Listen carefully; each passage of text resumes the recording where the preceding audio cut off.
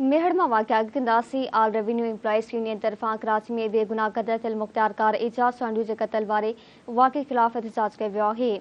AC Mukhtiar car mayor जी अॻुवाणी में ऑफिसनि जी तालाबंदी करे कम छॾ हड़ताल कई वई।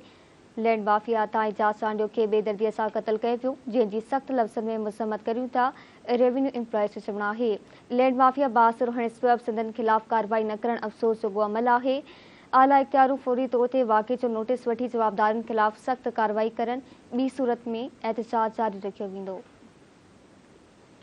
बिल्कुल नाज़रीन, ये अहम ख़बर मेहर खां वठी ॾियो पिया। आल रेवेन्यू एम्प्लॉइज़ यूनियन तरफ़ां कराची में बेगुनाह क़त्ल थियल मुख्तियार कार एजाज़ चांडियो जे क़त्ल वारे वाक़े ख़िलाफ़ एहतजाज कयो वियो आहे। एसीआई मुख्तियार कार मेहर जी अॻुवाणी में ऑफिसनि जे तालाबंदी करे कम छॾ हड़ताल कई वई आहे। लैंड माफ़िया तां एजाज़ चांडियो खे बेदर्दी सां क़त्ल कयो वियो, जंहिंजी सख़्त लफ़्ज़नि में मज़म्मत करियूं था। रेवेन्यू एम्प्लॉइज़ जो चवणु आहे त लैंड माफ़िया बाअसर हुअण सबबि संदनि ख़िलाफ़ कार्रवाई न करणु अफ़सोस जोॻो अमल आहे।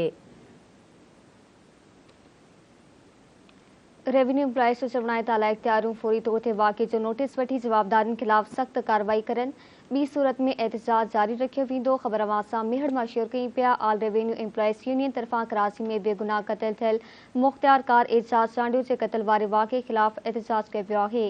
एसी ऐं मुख्तियार कार मेहर जी अॻुवाणी में ऑफिसनि जी तालाबंदी करे कम छॾ हड़ताल कई वई आहे। लैंड माफ़िया तां एजाज़ चांडियो खे बेदर्दीअ सां क़त्ल कयो वियो, जंहिंजी सख़्त लफ़्ज़नि में मज़म्मत करियूं था। रेवेन्यू एम्प्लॉइज़ जो चवणु आहे त लैंड माफ़िया बासिर हुअण सबबि संदनि ख़िलाफ़ कार्रवाई न करणु अफ़सोस जोॻो अमल आहे।